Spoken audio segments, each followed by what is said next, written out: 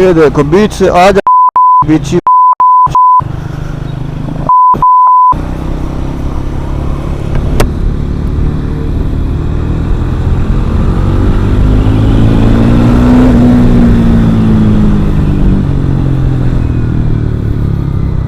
भाई सब लोगों का तो सब्र ही नहीं है। देखो आधी सड़क पर जब आ ही जाएंगे तो एक्सीडेंट हो गई, कितना कोशिश कर लो, गलती कहीं भी किसी से हो सकती है। ट्रैफिक रूल को आप ब्रेक करेंगे तो आपकी हालत खराब होनी ही है। Patience is the key of safe journey, any journey.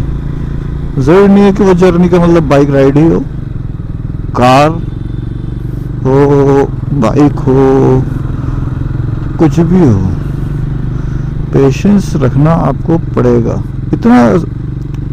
इतनी सारी कार्स एंड बाइक्स आपके रोड पे हो गई हैं, आप पेशेंस नहीं रखोगे तो भाई नहीं चलेगा काम।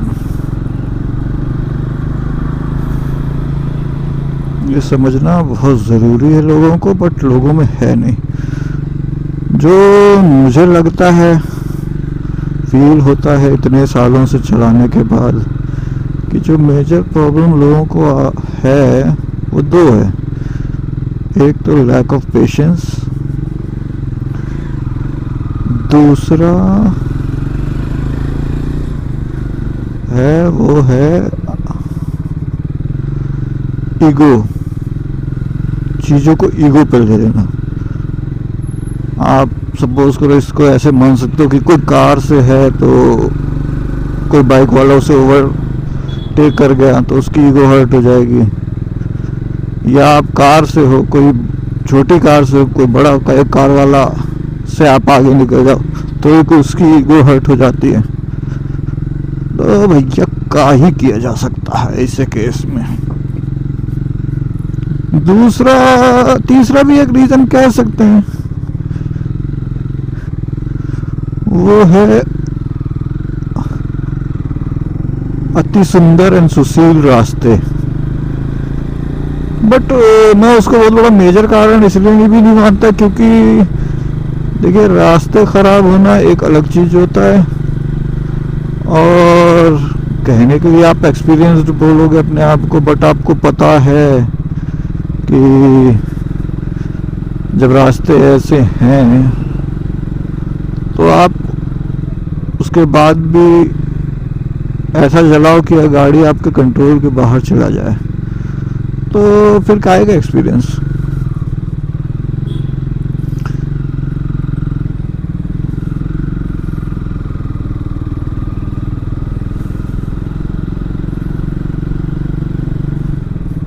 आजकल मैं देखता हूँ यूट्यूब पे बहुत सारे लोग जो हैं, जो राइडर हैं, जिनके अच्छे अच्छे फॉलोअर्स हो गए हैं, वो भी मतलब ऐसे ऐसे ज्ञान या अपनी बात रखते हैं, उनका ओपिनियन अपना रखते हैं, बट मुझे कई बार उनकी बातों में ना लॉजिक कम नज़र आता है। जैसे एक थे भाई साहब, मैं उनका नाम तो ऐसे मैंने को याद नहीं, बट उनकी बात याद है कि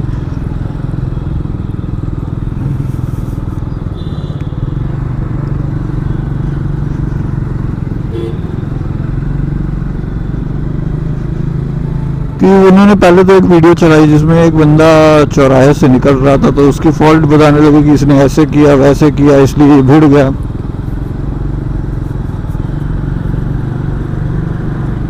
बट मुझे एक चीज़ नहीं समझ आती कि चौराहे पे आप निकल रहे हो, किसी आप हाईवे पे कट है, आप वहाँ से निकल रहे हो, या चौराहा बोल लीजिए, जो भी बोलना बोल लीजिए, आप वहाँ से निकल रहे हो तो आपको पता है कि जिस तरीके से आप एक चौराहा हाई स्पीड में क्रॉस कर रहे हो, आपके जैसा कोई दुनिया में और भी बहुत सारे पागल लोग हो सकते हैं जिनका गाड़ी छूट रही हो, ट्रेन छूट रही हो, एरोप्लेन छूट रहा हो, है ना। तो आप अगर उस चौराहे पे धीमा कर लोगे तो एक्सीडेंट तो ऐसे ही अवॉइडेड है। अब जब आप नॉर्मल हाईवेज को एक्सप्रेस हाईवे बना के चलाओगे तब तो फिर भैया आपको खुद ही समझना पड़ेगा कि आप गलती कर क्या रहे हो। किसी दूसरे को ब्लेम करने से बेटर है कि पहले आप अपने अंदर झांकिए कि आप गलती क्या कर रहे हैं, तभी सुधरेगा मामला। नहीं तो आपको चोट लगेगी और खाना पड़ेगा आंवला।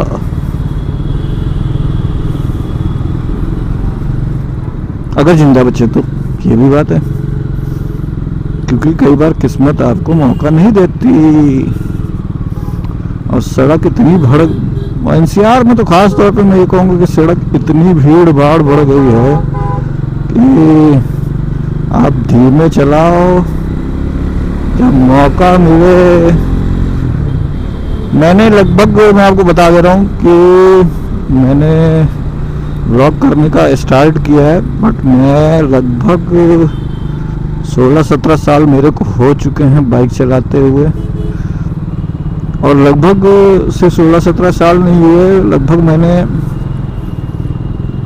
अप्रॉक्सीमेटली, बाइक की बात करेंगे तो मैंने लगभग 1.5 लाख किलोमीटर चलाया है। और कार की बात करेंगे तो 80,000 के करीब मैं कार राइड कर चुका हूँ।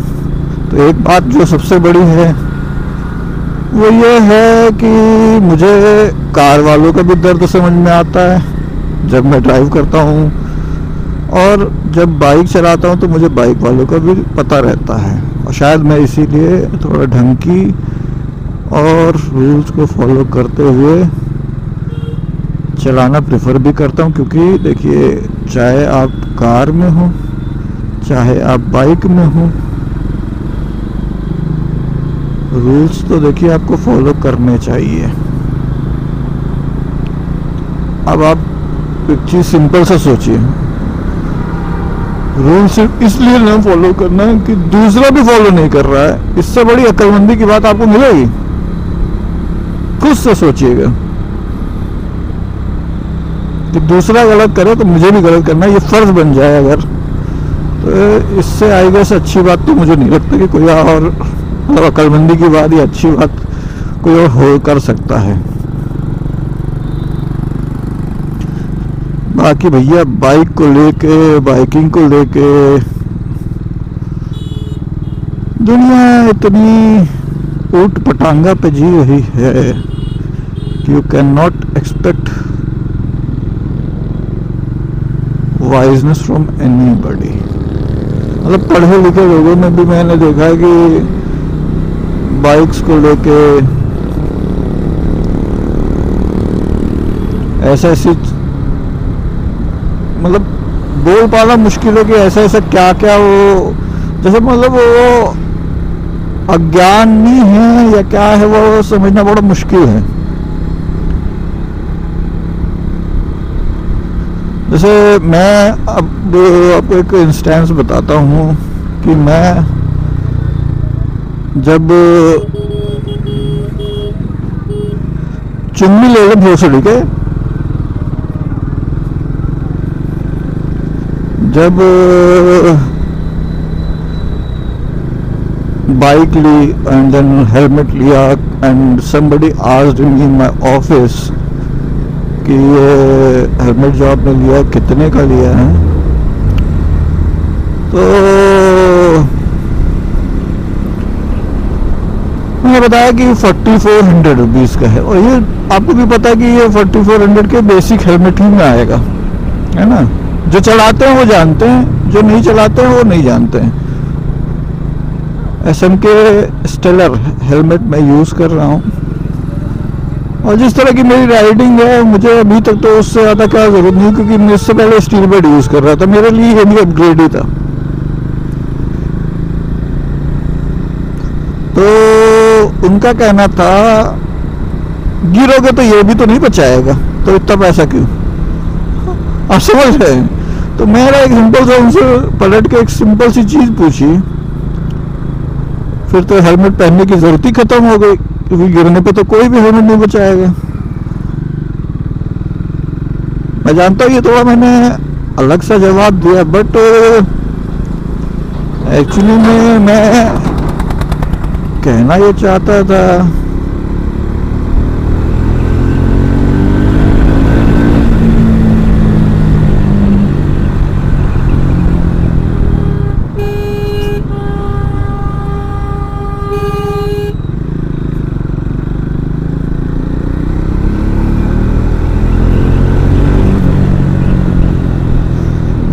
कि देखिए अगर यही सोच रखेगा आदमी तो हेलमेट फिर पहनने की जरूरत ही खत्म हो जाएगी। भाई हेलमेट बचाता है। अब आप जैसे कार में आप बैठे हो, ठीक है, बाइक से सेफ्टी ज्यादा आपको मिलेगी, ऑब्वियस सी बात है।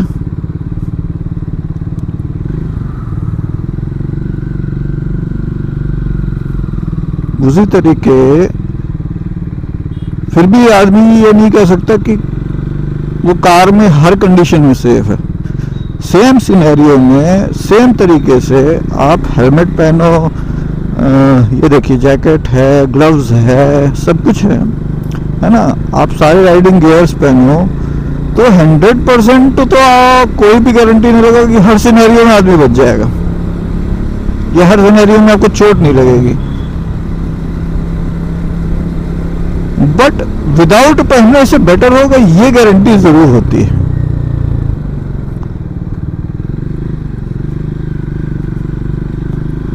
तो मैं तो बहुत ज़्यादा ऐसी चीज़ों पे डिबेट भी नहीं करता, क्योंकि देखिए जिसको आप समझा रहे हो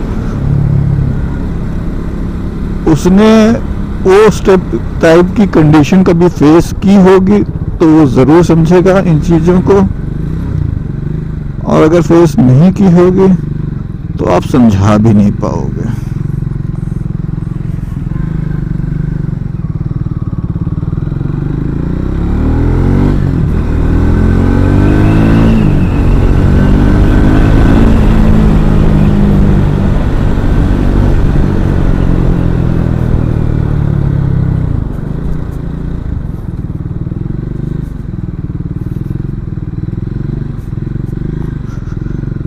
सेकंड चीज़ है कि भाई बाइक किसी को पसंद होती है, किसी को कंफर्ट पसंद होता है। बाइक कंफर्टेबल नहीं होती बट ये आपको हमेशा एंगेज रखती है, सबसे बड़ी बात ये है। और मेरे साथ बाइक का एक अलग अटैचमेंट भी है। उसका रीज़न तो पर्टिकुलरली मैं नहीं जानता बट है। शायद जो चीज़ आपको ज़्यादा परेशानियों से मिलती है उसकी वैल्यू आपकी लाइफ में थोड़ा ज़्यादा रहती है, ये भी एक रीज़न हो सकता है।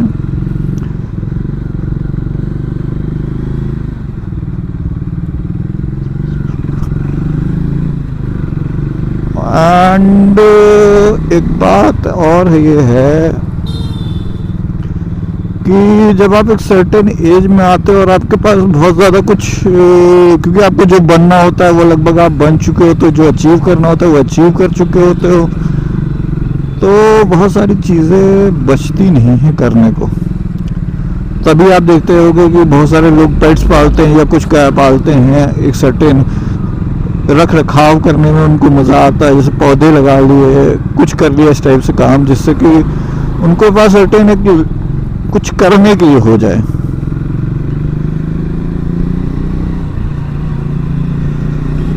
तो कह सकते हैं शायद, मुझे लगता है कि वीकेंड पे जैसे बाइक चमकाना, बाइक साफ करना, ये सब भी मेरे को एक टाइम पास भी मिल लगता है और अच्छा भी लगता है। मैं हर वीकेंड अपनी बाइक साफ करता हूँ, चेन लूप, चेन ये धुलना, हल्का फुल्का वॉश, इस तरीके से मैं करता हूँ। उससे बेसिकली उसके पीछे कोई ऐसा रीज़न नहीं होता है, तो आपकी बाइक साफ रहती है। दूसरा ये होता है कि भाई आप वीकेंड पे क्या ही करोगे, मतलब जैसे मेरे जैसा आदमी क्या ही करेगा, है ना। या तो मैं ऐसे घूमने निकलता हूँ कि थोड़ा सा घूम लिया। लॉन्ग राइड के लिए देखो भाई अभी तो फिलहाल फैमिली वाले नहीं मान रहे, बिकॉज मैं, बच्चे हैं, वाइफ है,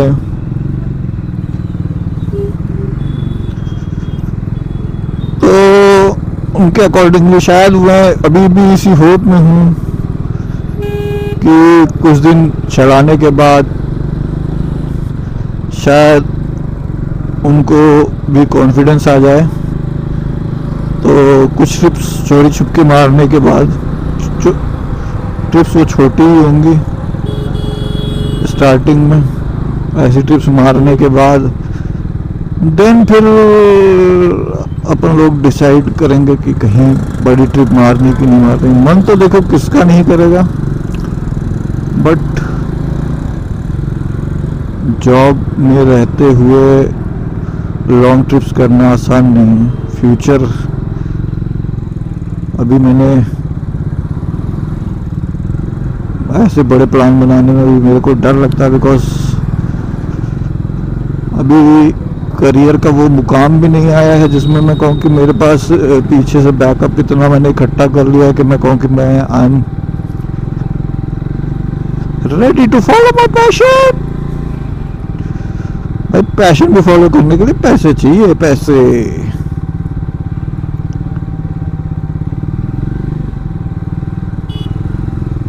अगर किसी को लगता है कि फॉलो करने के लिए पैशन फॉलो करने के लिए पैसे नहीं लगते, तो भैया आप महान हैं, गधे के समान हैं।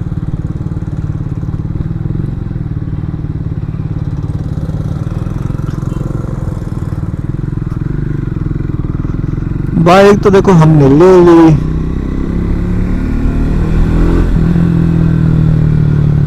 पेट्रोल तो पड़ेगा 19 का एवरेज देती है भाई साहब, कहने की 400 सीसी है बट 19 का एवरेज देती है।